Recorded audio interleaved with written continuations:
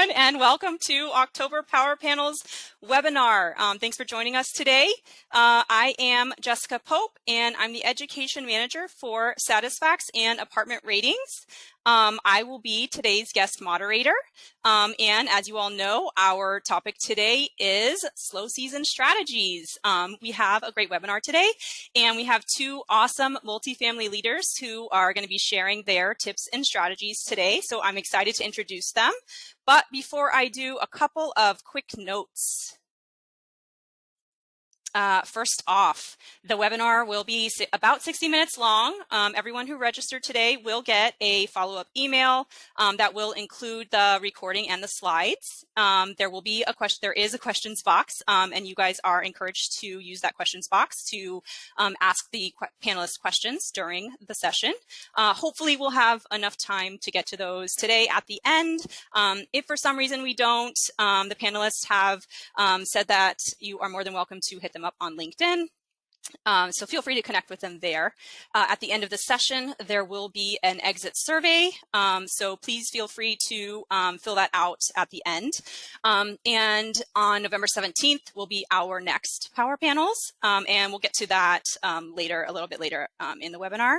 And finally, at the very end of the webinar, right after we close it up, if you head right over to Facebook or Instagram today, there will be a post up and about today's topic. And if you like that post and comment with your favorite strategy from today, you could win a $50 Starbucks gift card. So make sure to do that. And I will remind everyone at the end of the webinar as well. Next up real quick, we have all of our previous recordings for Power Panels webinars on our website at satisfax.com on the webinars page.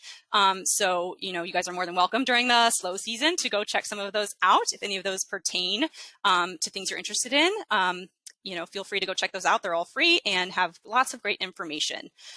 All right, now let's get to the good stuff and introduce our panelists. First up, we have Andrew Hudson. Andrew is the Training and Development Specialist for American Landmark Apartments.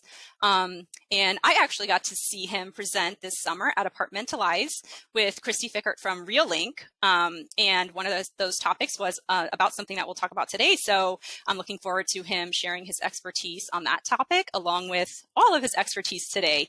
So I'm going to let Andrew go ahead and unmute himself and tell us a little bit about his role and where his communities are located. Hey guys, I am super excited that you dialed in on today. So I'll make this quick, but my name is Andrew Hudson. I am the Training and Development Specialist for American Landmark Apartments, as you can see. And fun fact about me, this year made 10 years for me in the multifamily industry. So go ahead and silently give me a hand because I made it, the 10-year mark. But I started back in 2012 as a leasing professional, worked my way up to assistant manager. I've also been a manager for a short few months, and I've been doing this training and development for the past 3 to 4 years, and it is amazing. I love to empower. Right now, I am working for American Landmark Apartments in Tampa. I joined this family back in February, and it has been a fun roller coaster. We have a little bit over 100 communities, which is just over 30,000 units.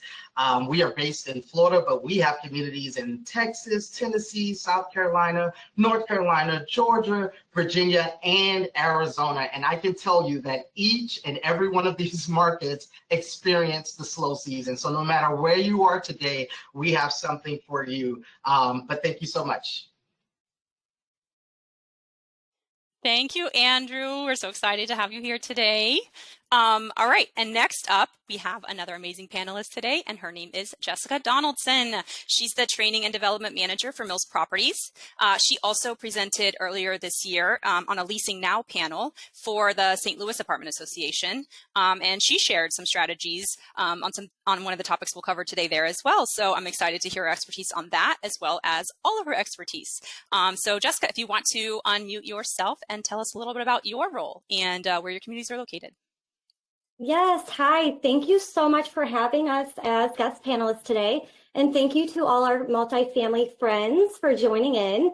I am with Mills Properties. They have around 28 communities in the St. Louis region. and 5 of them located in Columbia, Missouri. They're also actively expanding their portfolio. I have been with Mills for almost 6 years and in the industry for around 15. I started as a leasing consultant and have been in various roles over the years, from assistant manager, marketing coordinator, corporate suite coordinator, and community manager.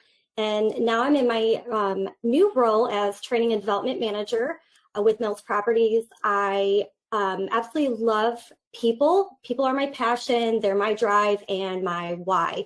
And that's why I'm in this industry. I focus heavily on creating lasting resident experiences through communication and cultivating connections.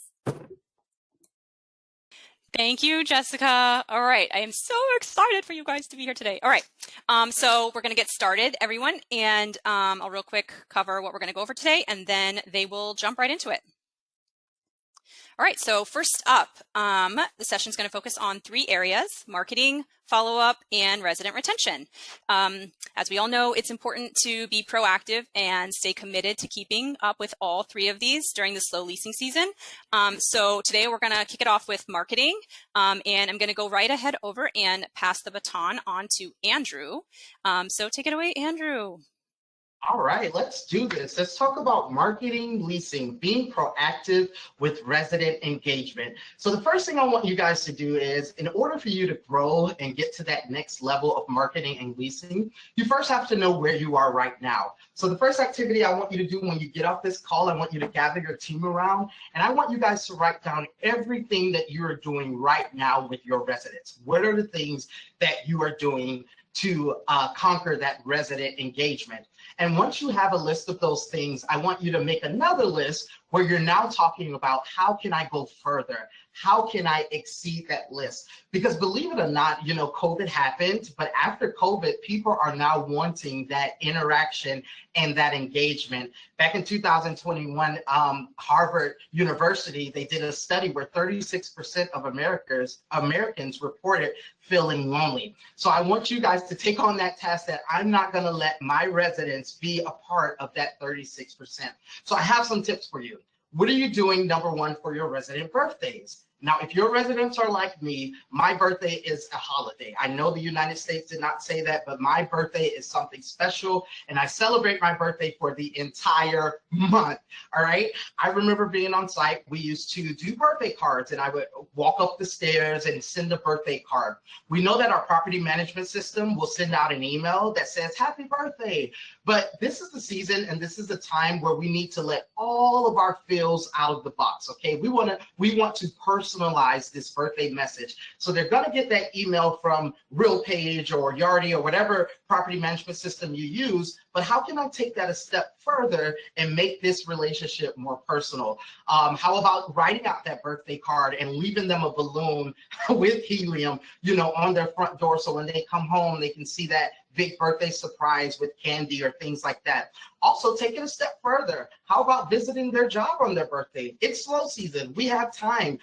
Task one of your associates with going out to the job, taking a birthday cake or a cupcake and a balloon. Think about the advertisement you're going to get just from that birthday visitation. Coworkers are going to start talking, who is that? Or where did that come from? Your property, right? Because not everyone is doing that. So the big thing with marketing and leasing is you want to do things that people are not doing. I am big on creating things. It's time in slow season, it is time to create something that has never been done. So think about that thing and think about how you want to exceed it, okay? We are in a new decade and it's all about resident engagement. Let me give you some tactics that I use. What about playing bingo? And I'm not talking about the regular bingo. We know the bingo that we give a number every day, but let's change it up from what we normally do, okay? There is a way for you to live stream a bingo round. Did anyone know that? Write this down. So you can either email or deliver cards or let residents know where they can go to download bingo cards, and then you go live. You can go live on Facebook, you can go live on IG, or you can go to letsplaybingo.io. And you just click on play and the numbers will automatically pop up and light up for the residents. And anyone who is the first one to take a picture of their bingo card, post it on your social media, will win Of course, you want them to use a hashtag, so let them create some fancy hashtags that they can use. But this is completely free, and you can play multiple rounds, and it moves really fast. So this is a way to keep residents engaged in real time. There are also some free downloadable bingo cards, so if you don't have it in your budget. And when it comes to resident events, I will say this statement proud. If you don't have it in your budget, you might want to speak with the powers that be. And if it is in your budget, what are you waiting for? It's time to do these resident engagement activities. There's another thing you can do, which is pet highlights. People love their pets, and I just became a pet dad a couple of months ago, and I can tell you right now, I probably have 100 pictures of my pet in my phone right now. So encourage residents to share adorable or funny pictures of their pets, share them with the entire community. You can have a pet selfie contest. That would be fun. I take selfies with my pet. She hates me. Her name is Tokyo. She's like, leave me alone, Dad, but I take selfies with her all the time, and I share them with the family. So maybe have a pet contest, pet selfie contest. And the last event I want to share with you, a resident event, is maybe an outdoor concert, right?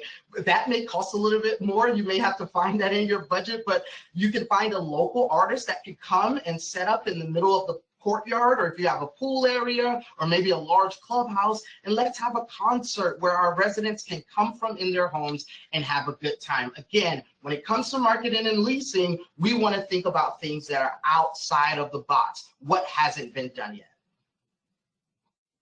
All right. All right, now marketing and leasing. How can we be proactive with resident referrals? Think about this. What about inviting not just your residents, but having your residents invite a friend to a resident event?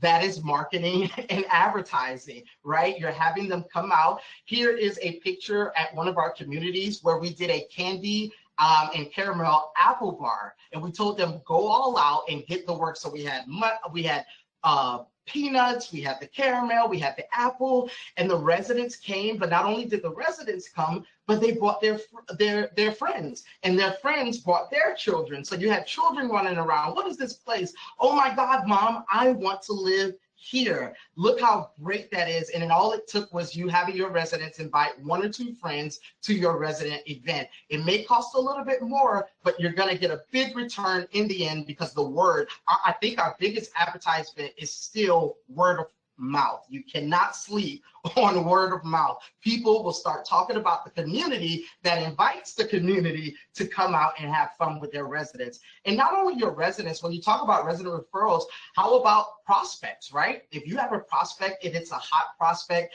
and you feel like that prospect is going to apply, invite them to your event, especially if the event is that night. Say, hey, we have a big event tonight. I know that you're looking, for an apartment, but if you want to come back and meet some of the residents and things like that, especially if you're doing something in your clubhouse, something small and local, invite your prospects back to those events, and that way you can get those resident and referrals also.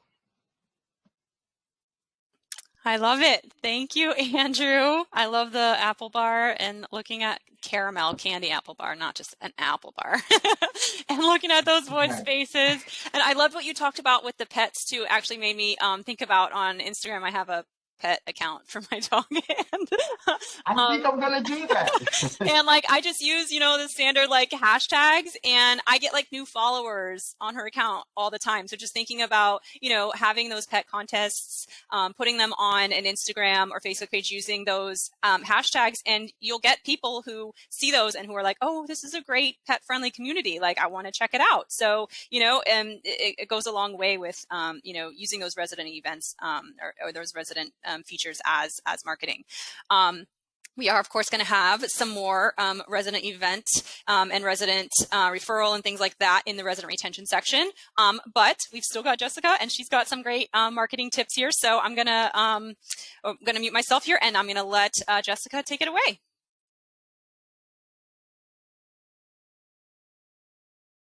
Hello. Okay, so this section is over marketing and leasing, becoming a product expert.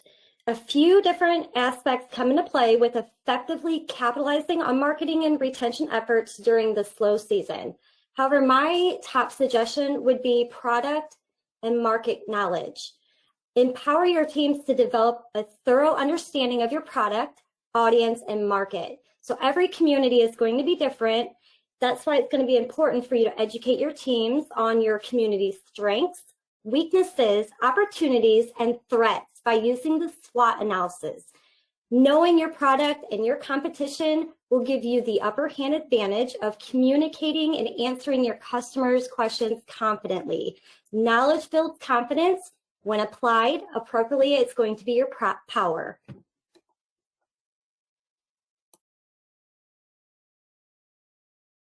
All right, girlfriend, thank you. All right, so kind of in similar, knowing your product, being a product expert, using tools as resources to be product experts. I actually heard Andrew talk about this on a podcast earlier this year, and he mentioned something called a product notebook.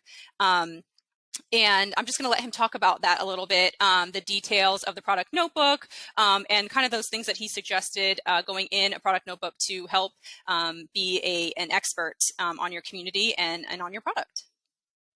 Perfect. Thanks, Jessica. So, okay, I am a millennial, so don't laugh at me. So I'm on the fence, right? So it can either be a product notebook, or if you have a leasing iPad or Outlook, you can use that too. But the key to this is the time during slow season for you to become that product expert. As Jessica just said, you should know everything and anything about your community, all right? So if you're writing those things down, so what does that look like? Knowing the amount of apartment communities you have, the amount of units or apartment homes you have on the property, right? The amount of floor plans, a specific floor plan, knowing the square footage of that floor plan. It's gonna take time, so I don't want you guys going home with a notebook and, studying for hours upon hours. No, as you grow with your community, that's your baby, right? That's your baby. As you grow with this community, you're in relationship with your community, you're going to start learning more and more things about that community. And I want you to put that in your product knowledge notebook. What are the types of things that you're saying on your tours, right? I want you to say things that other leasing professionals are not saying. Talk about the dishwasher and how many plates can fit in it, right? We all know that is a standard number, but guess what? The leasing professional down the road is not going to say that, and it's going to make you look like an expert. So I want to say something, and I want you to keep it with you. It's not corny. It's going to make you shine. All right, write it down. It is not corny. It's going to make you shine. Knowing what type of refrigerator you have. Is it energy efficient? And bringing those things up on the tour, it's not corny. It's going to make you shine. Talking about that dual setting ceiling fan. They all are almost dual selling ceiling fan, but the next person is not going to talk about that. How many pairs of shoes can fit in your closet? How many hangers can fit in the closet? It's not corny. It's going to make you shine, okay?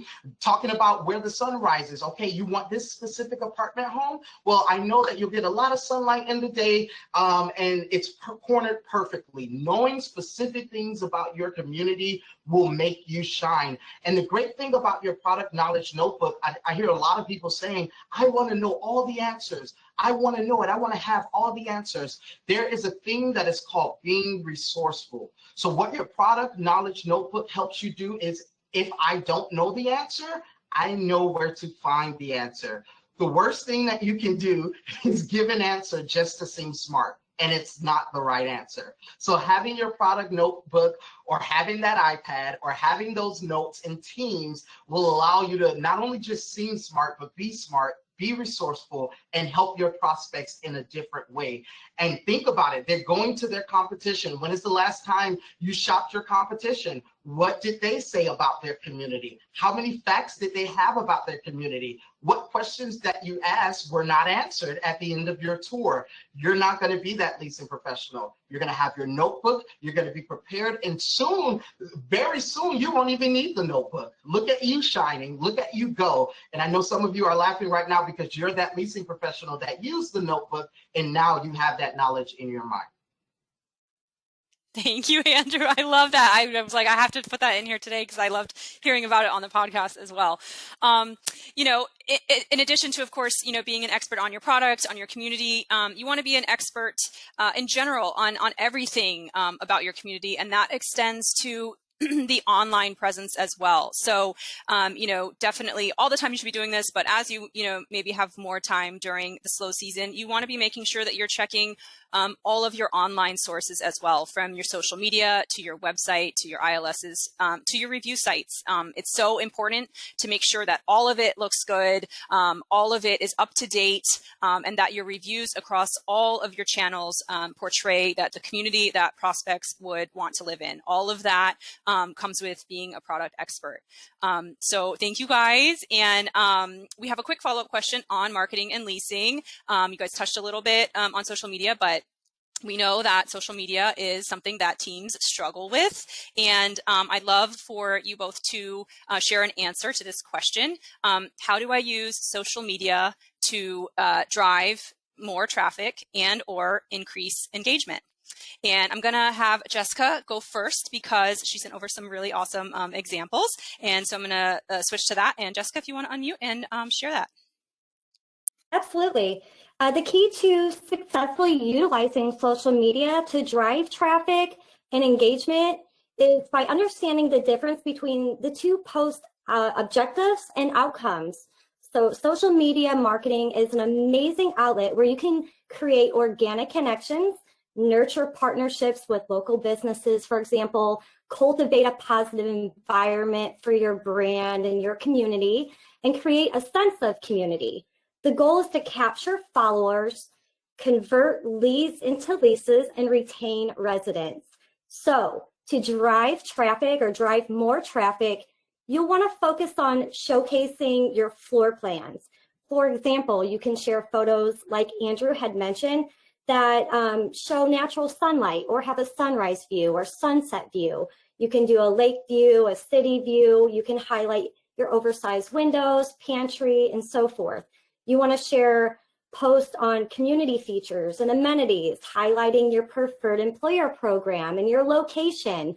You can even take pictures at the nearest park or coffee shop, restaurant to attract that traffic, attract that audience to drive them in. And then we have, of course, how do we drive or increase engagement with your audience? You want to focus on posts that embody connection. A few examples would be Meet the Team Monday, Maintenance Tip Tuesday. We could do Feedback Friday or Spotlight a local business Saturday with partnering up with them. I also love Pet of the Month. Andrew has some great ideas. Referral programs, virtual events. You can do door decorating contests, anything along those lines to build excitement before or after resident events. These kind of posts will humanize your brand and your community, and it really paints a picture in your audience's eyes. Here we have one of our properties, Lago Vista, and then a previous event that I have done in the past where we did a Monster Mash, which was a lot of fun. It was a huge community hit, and we had a fantastic turnout with the residents. Our residents and the team collectively came together. They invited their friends to the event. We all learned the Monster Mash before going live with our event, and we danced our hearts out in the hallway. It just really showed our personalities to our followers, that we have that community connection and teamwork.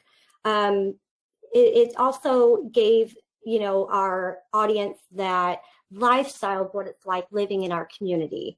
And another fun way to embody this is you can tie in your company core values. If that's something that you have, you can do that. And last but not least, one of my favorite outlooks that I have always taught my teams is to think of social media as a place that allows you to be the artist of your community. And what I mean by that is you can use the platform like a blank canvas and then the product as your paintbrush, which will allow you to create that masterpiece that will, again, display the lifestyle that you will offer to those living in your community. I love that. Thank you. When I heard you talk about the Monster Mash and how everybody danced, how your staff all danced, the Monster Mash was like, that's amazing. I wish I would have been at that event.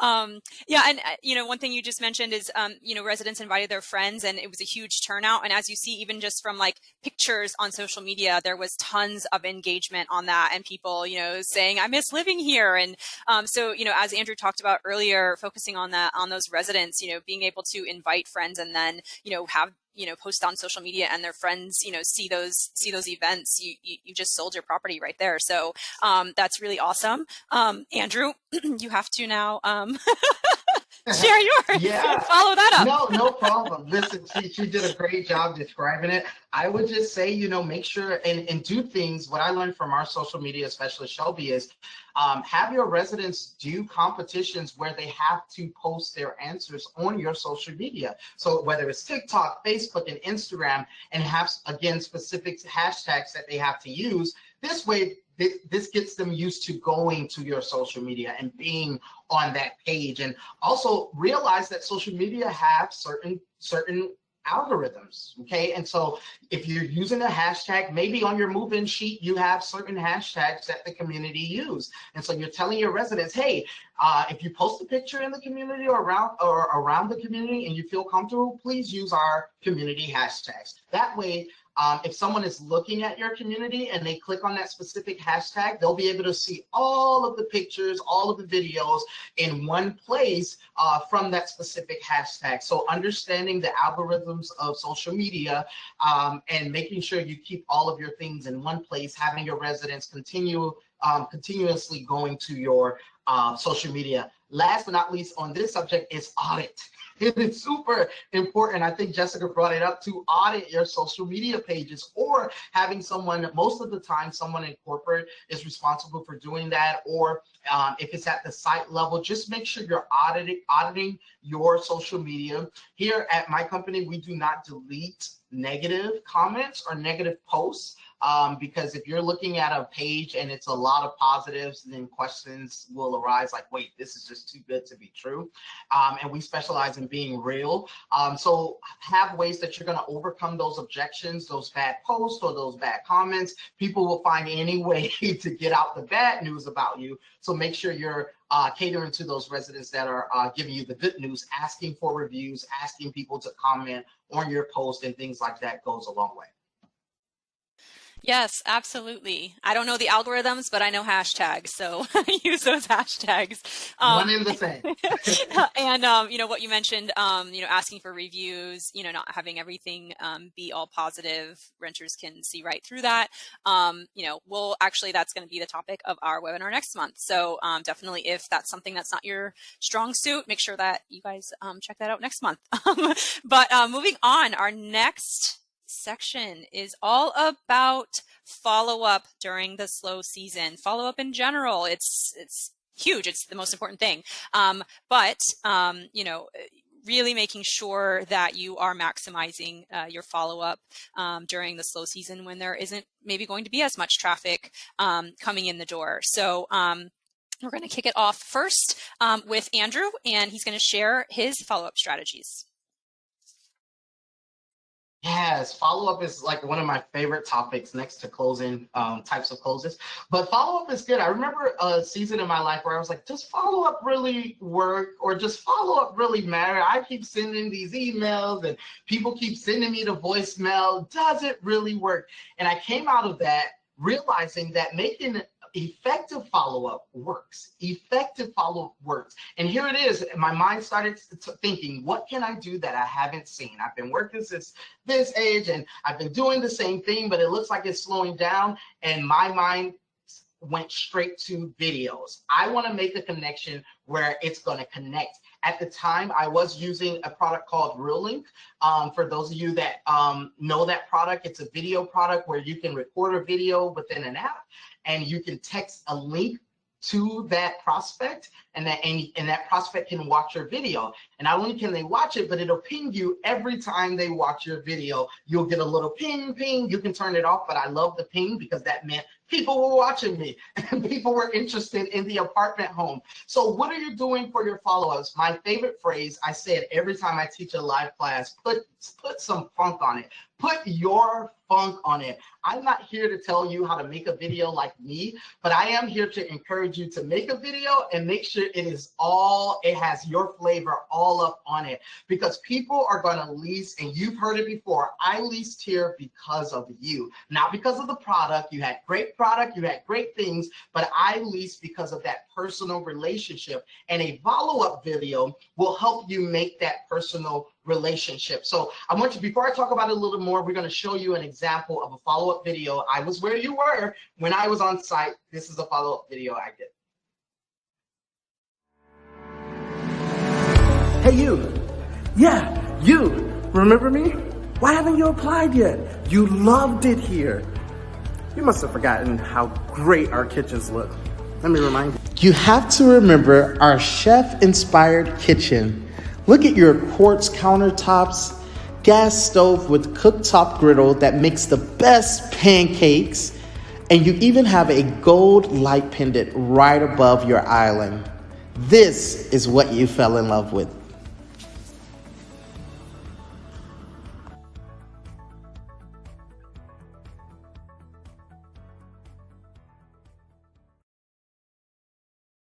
Yeah, so that was an example of a follow-up video. Very short, very sweet. I always like to keep my videos under 2 minutes, and I always like to focus on a specific area. Why? Because I want that person to know that I was listening during the tour, and I heard that you love the big kitchen. So why haven't you applied yet? That was that confidence. That's the type of follow-up we have to have. I want you guys to know that you are amazing leasing professionals. You did your job, and when you know that you're very good at your job, there is no reason why they shouldn't apply. And that's the type of attitude you have to attack your follow-ups with. I'm following up because I know that you deserve to live in a place like this. So when you're doing your videos, make sure you are looking into the camera, not into the phone.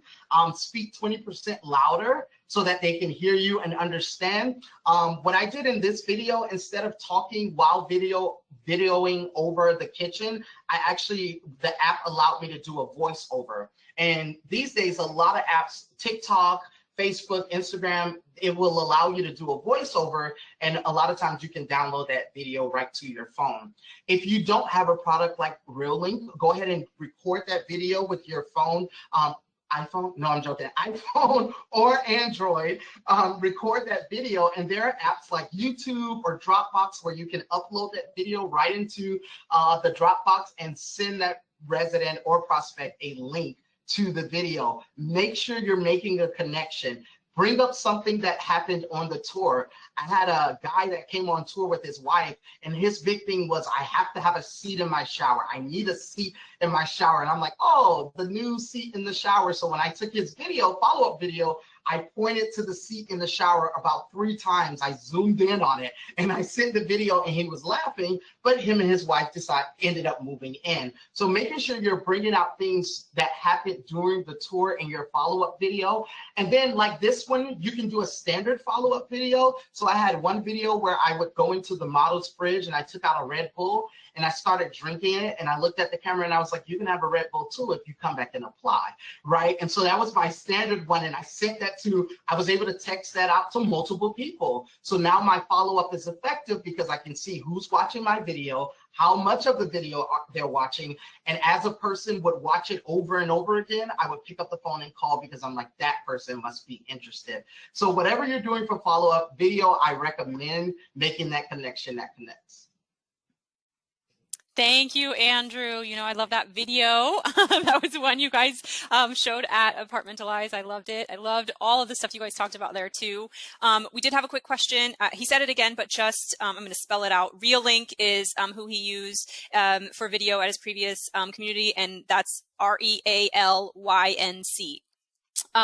But, you know, of course, you know, if you don't have the budget, you know, he mentioned several, you know, ways you can do that literally on your phone. And BTW, Andrew, I have an Android, and everyone, I am everyone so raves about my video quality. So. Oh, okay. I have to check it out. But definitely, you know, phones are a great way to do that and free, and you can use YouTube or Dropbox like Andrew said. So lots of options for creating video and sending that out. All right, so jumping right on over to Jessica. As Andrew talked about, personalizing those videos, Jessica has some great tips on how to personalize your follow-up as well. So take it away, Jessica. Andrew, I love that video, outstanding. And I think it really does bring in that connection of, your followers getting to know you through doing that recording. On my recommendation for following up methods of communication, I think it's going to start with stand out in your market. You need to make it a goal to conduct authentic follow-ups and break away from that automated mindset. Go ahead and, throw out those robotic responses and focus on connecting with your customers, just like Andrew said, by being real. Have a people-first mindset. We are here to serve and to make a positive difference in the lives of those we serve. And we need to make sure that we are, that each of our customers' needs are met and that they feel the most important. So it's our job to provide them with a personalized and genuine experience that's going to be tailored just for them. Again, we really need to collectively shift our mindset from just checking another box to, investing our attention towards serving our residents and putting our attention into why we are following up.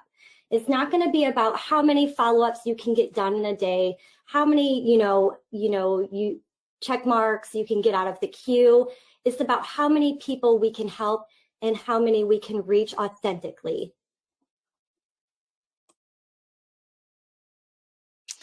Thank you. Yes, this is huge. I've heard this talked about tons of times, making sure that you personalize your follow-up and you know when they want to be communicated with, how they want to be communicated with. And as Andrew said, I think he texted videos to prospects sometimes. So when you really ask them these questions and know these answers from them, it really lets you know how you can get to them quickly and efficiently in your follow-up. As Andrew said, effective follow-up works. So we're going to move on to part 3. Before we do, I have 2 questions that I asked them right before the panel. And so the first one is, my prospects won't call me back. What is the best way to get them to engage? And in this sense, this question is referring to the initial stages of follow-up. So before a prospect actually tours, and kind of what Jessica and Andrew just touched on, how do you get them to follow up before those stages? So Andrew, I'm going to ask you to go first. What's your thought on in being able to increase the callback or email replies to actually get prospects into tour? Yeah, so I thank you, Jessica. And so I'm on the line with a lot of Jessica. So thank you, Jessica. But just like Jessica Pope said earlier, the preferred method of communication. So a lot of ILSs are already going to tell you what that preferred method of communication is from the prospect when it kicks over.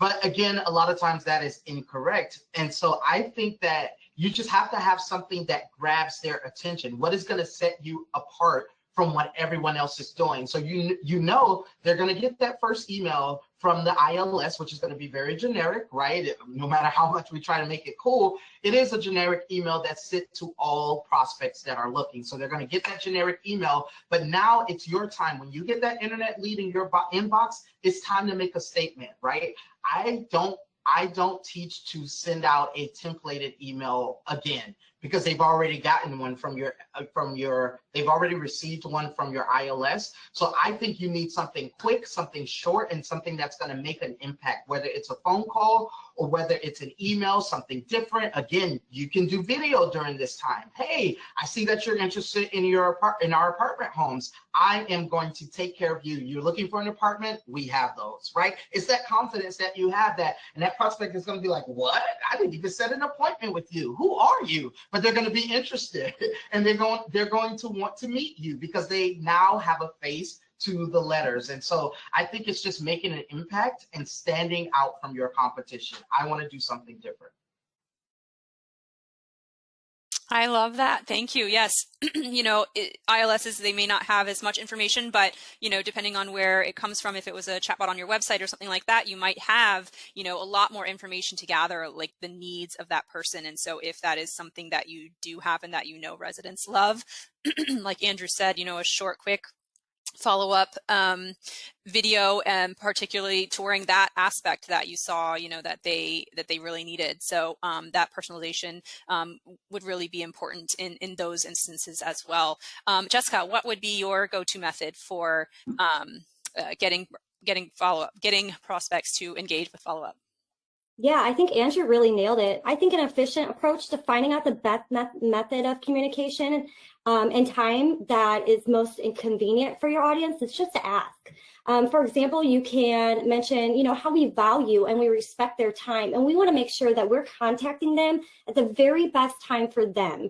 So if you're on the phone, building a report, you can ask them while gathering their information. And I'm saying this because it's really important to know if you have a student, they possibly work during, they go to school during the day. You don't want to be conducting your follow-ups at 10 a.m. while they're in class, or if you have someone that's working overnight, so they're probably sleeping during the day. So you want to make sure that your calls are efficient to their time, not yours. Absolutely. Awesome. Thank you, guys. All right. The next follow-up question I asked them was, how do you handle prospects who are not committing? So Jessica, what's your go-to method for getting those prospects to sign the dotted line on that lease? Yeah, absolutely. So I think truly listening to your customers, their must-haves, and then tailoring your product around their needs. I mean, your goal is to create so much value in your product that you are creating or instilling the fear that they're going to be missing out. So that should be the driving force, behind your lease decision from choosing the competition. Each customer needs to feel that they're the most important, and it's your job to provide them with the very best experience. So again, we just need to be intensely focusing on creating extraordinary experiences for them to drive them into signing on that dotted line.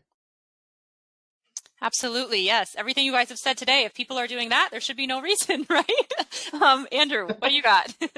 Yes, listen, this is closing. This is my favorite part. So I wouldn't be a sales trainer if I didn't tell you, number one, do not let them leave the door without signing. There is a way to do it. So I think everyone should be doing at least the direct close to every single prospect. So what is that? Asking for the money up front. Show me the money. Where are you ready to pay your application fee and take that apartment off the market right now? And you're saying that with confidence because you know that you are a great and awesome rock star leasing professional and you've done your job and they're going to sign with you. If they are leaving or if they give you an excuse, an objection, go ahead and overcome that objection. And sometimes people will still have cold feet. So you want to make sure you're using the urgency clause, letting them know that, hey, we have this quote. If you have a quote that expires, use that. Or if you're doing a special, I hear a lot of apartments that I shop saying, oh, we have specials and there's no expiration on the special. So it kind of leaves the door open. Go ahead and put an expiration on that special. Hey, this is our special, but it ends tonight. But if you apply by the time you get home, I'll go ahead. I used to do things like that. Hey, if you apply tonight, I'll tell my manager to look out for your application and you'll be the one that slides in on that special. So make sure if you're doing a special, have an expiration date. Also bring up the expiration date to the price if you are on price-based leasing where your price changes. Make sure they know that you have an urgency clause. But I will reiterate that everyone on this line, please, as I travel, I hear a lot of people like, I'm afraid, or, I don't want to say it. It is your right, all right? It is your right to ask them to apply for a home. And I say, put it this way, it's almost offensive to not ask someone to live with you. If you think about it that way, then you'll go ahead and go for that lease or that sale every time. Love it. Yeah. Also, in just thinking about if not everyone on the call is in a winter season, a snow season, slow season, so to speak. But if someone is willing to come to your community in the snow or cold weather, I hate cold weather. Inclement weather.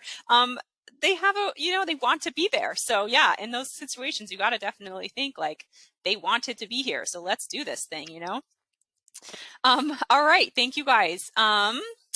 Moving right along then on to our third and final part of slow season.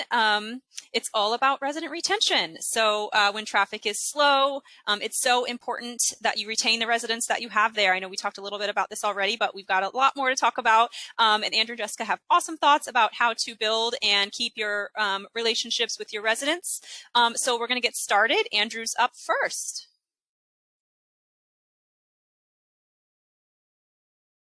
All right, resident retention, call, check in, and connect. I know a lot of us on the line, you know that a lot of times when you're talking to your residents, the only time you're calling them is around renewal time, or if they have a work order, or if we have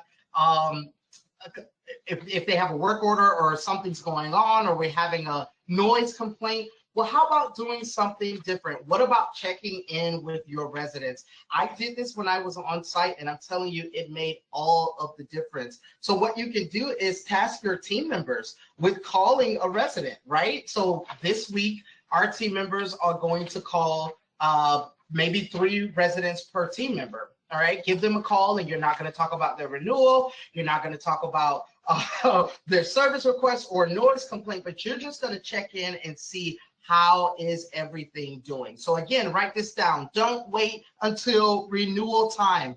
Retention starts, hear me now, retention starts the day they move in.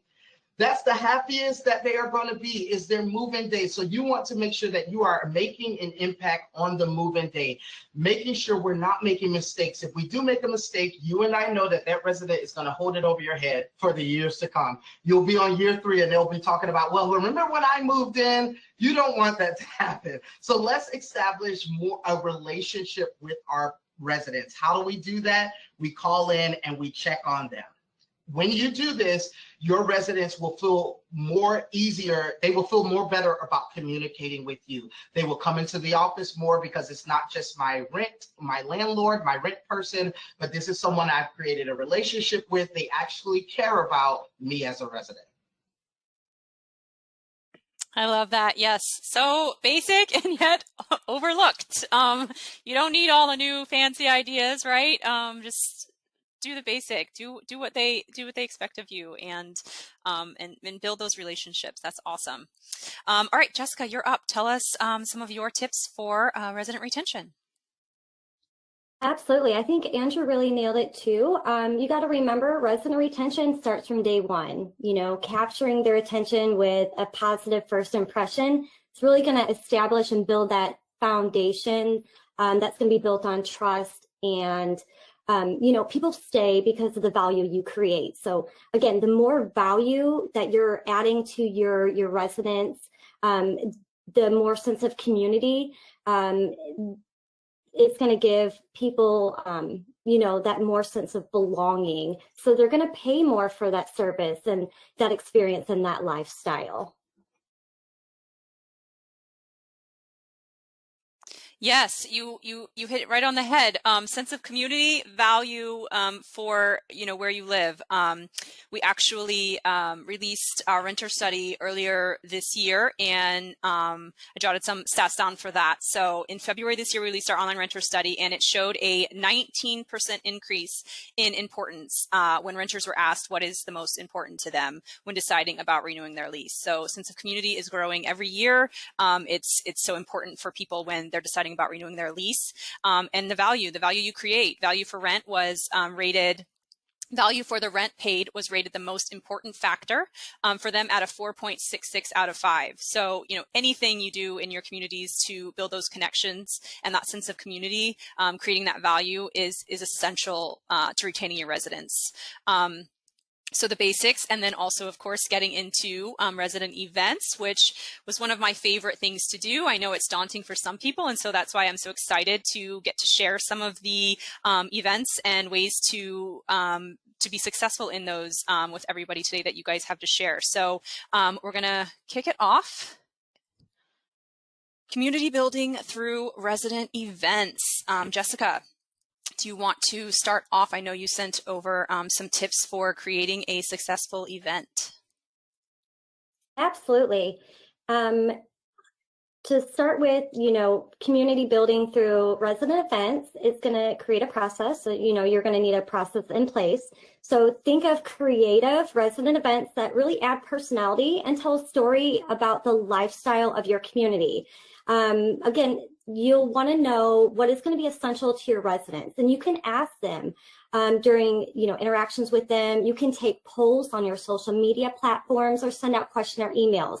And once you know what drives them, you can tailor your events to what they love and even their availability. So this is further going to drive that sense of genuine connection to them. They're going to feel important and know that the resident events were created just for them. And here are, some quick breakdowns. There's going to be pre-event, again, utilizing the polls, sending out email blasts. You want to keep encouraging your residents to follow your socials. The goal is going to be really to build up that excitement for what's to come, to achieve maximum turnout to your events and drive in that engagement. There's, during the event, I really like the idea of assigning a host, which I actually learned from Barbara Savona. I think that she's incredible. So you can use the host idea, assign someone on your team to really connect your residents together. You can, again, you can do even virtual events are really important in this idea, but it's just, again, building that sense of community and authentic relationship bonds. And let me see, do we want to go ahead and go over to the virtual event portion? Perfect. So why are virtual events important? Hosting virtual events is going to be very beneficial option to offer that's going to be or feel more comfortable, but yet still bring your residents together for those who can't make it. You can, like Andrew had mentioned, go live. I've done during the pandemic, a quarantine bingo. We went live, or having door, balcony, decorating contests. You can do virtual cocktail hour, cooking classes, just another way to get your residents connected and to them and to your team. And then, the final phase of social media is going to be follow up and re-engagement. You're going to want to make sure you're thanking everyone and for participating in the event, including your teams. Make sure you're posting your events, the pictures, utilizing that FOMO, the fear of missing out, to your advantage. Send follow-up thank yous. We're sorry that we missed you. We hope you can make it next time. And you can really gather a lot of this information from a simple sign-in sheet. And then, after the event, reach out to everyone that had attended and, just give them a shout out and encourage them to come to the next event. Yes, I love all those ideas. I think the pre-event, during event, post-event tips are going to be great for people, so everybody can go back and snag those and part of the recording. I also love this newsletter. That's a great way to keep everyone up to date on everything that's going on. Throughout the month, keep building that sense of community.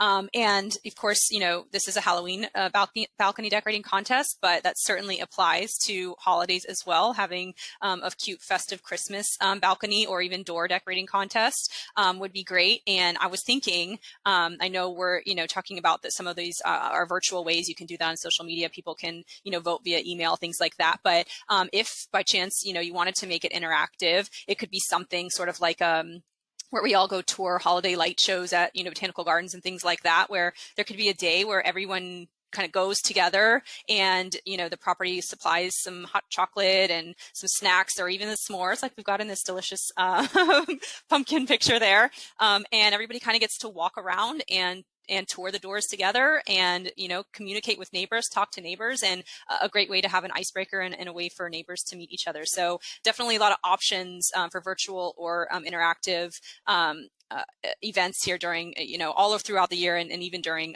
slow season. Andrew also sent over some great examples, so I'm going to let him kick it off with the examples that he sent over. Yeah, I think with when we're talking about resident retention, it's a sense of consistency, right? We're all creatures of habit, and so you have to be consistent with your resident events. At my community and communities I've worked for, I know the big thing in multifamily is, well, people don't show up. If you have a consistent thing where your residents expect to have fun, for instance, a Monday night popcorn and beer, right? Every Monday night they're doing popcorn and beer. And I did that at one of my sites, and they took over the popcorn and beer. We would have the popcorn and beer, and every time a new resident would come into the popcorn and beer, they would say, hey, welcome resident. Okay, we got a new one. We got a new one. It was a lease-up property I was at. And they created this popcorn and beer after party. So the residents started creating their own events because of that sense of community and relationship we built and the consistency. So here we see, we have a paint and sip. That's something we do every month at our communities, where we have an artist come in and they do the paint and sip. We have movie nights, and we have our team sharing those ideas with one another. And we're constantly doing things, food trucks at the property, every Thursday night or different things like that. So I think the big thing with your events, if you want to start seeing more people, you can't get discouraged. I know a lot of times we're like, well, only 3 people showed up. Don't get discouraged. Be consistent with it so that your residents expect it. And then as your new residents move in, it becomes a culture, right? You have to come to this because all of our residents come to this. It becomes that culture, and it's a community, right? It's not just a property or an apartment home, but it's a community. Absolutely. Yes. Thank you.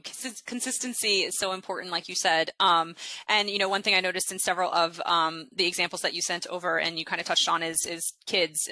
Pet events, kids events, those are the ones people will come to. And, one thing that Jessica mentioned earlier was FOMO, right? Having these pictures out, whether you send them in a newsletter or have them on your resident portal, social media, the more places that you put them out there and people see how many people came to these events and, the cool stuff that they did, boom, there's your FOMO, right? So it's not just about having the event. Of course, being consistent with it is key. And then also making sure that you get that engagement, take those pictures, during the events and give people something to get excited about for the next time. All right. Thank you guys so much. We are getting really close. So we have a questions box. There was one question that came in. Otherwise, it's a lot of shout outs and highs. So I'm going to move right over into final thoughts. Again, 4 questions. If you guys do have specific questions, Andrew and Jessica are both on LinkedIn, and they would love for you to ask them questions. But moving into final thoughts, I asked Andrew and Jessica if they had any final thoughts overall for maximizing the slow season. And we have about 2 minutes, so I'm going to let them each share a brief highlight of their thoughts. Jessica, I love that quote that you sent over, so I'm going to ask you to tell a little bit about how you implement this with your teams. Absolutely. So just start by being yourself. Be kind and be authentic. No matter what the competition has to offer, they don't have you. You're the community's #1 amenity. So remember that. No matter what your product is, your desired location, top of the line amenity, or flashy concession, none of that matters if they don't have the ability to connect with your kindness and empathy. Okay, so that's going to be the foundation for branding your community and cultivating authentic relationships. It makes you human, it makes you real to others, and people are going to rent from people they like and stay because of the value you create.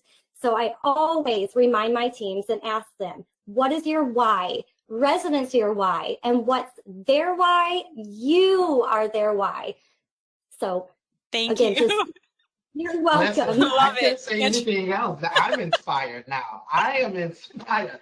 Residents are your why. But yeah, I'll just say the same. I ditto what Jessica said. Don't kick your feet up. Get out there and create something and become a better you. Awesome. Thank you guys. And here is my final thank you. You guys are amazing. Thank you so much for being here today. And I love having people on who are doing amazing things in the industry. Your teams are so lucky to have you guys. I want to be part of your teams. Thank you for sharing all of your little nuggets of wisdom with us today. And do you guys want to just say anything to everyone before we kick it off at the end here? Thank you guys. Follow us on LinkedIn. Connect with us. Absolutely. Jessica? Yeah, thank you so much for taking the time out of your day. Give us reach out to us on LinkedIn. We're happy to help in any way we can. Thank you guys. All right. And real quick, I wanted to leave everyone with some inspiration aside from everything amazing that Jessica and Andrew talked about today. I recently heard Barbara Savona from Sprout Marketing. I think Jessica mentioned her earlier. She was talking about slow season in the third quarter and how to stay strong and stay ahead of your competitors. She said, this is the time to separate from the pack. Keep steady, stay committed, and stay consistent. So I hope her message and everything today from all the takeaways gives you some inspiration to go and beat those slow season blues. All right, don't forget, right now, you can go straight over to Satisfax on Facebook or Satisfax Education on Instagram, like that post, and comment with your favorite strategy from today. And finally, exit survey. Don't forget about the exit survey. Please take that as soon as the webinar ends. And next month, November 17th, review Generation Reality, Facts First Fiction. That's going to be our Power Panels webinar next month. So thank you guys, everyone. That wraps it up. Have a great weekend and happy Halloween, everyone. Bye.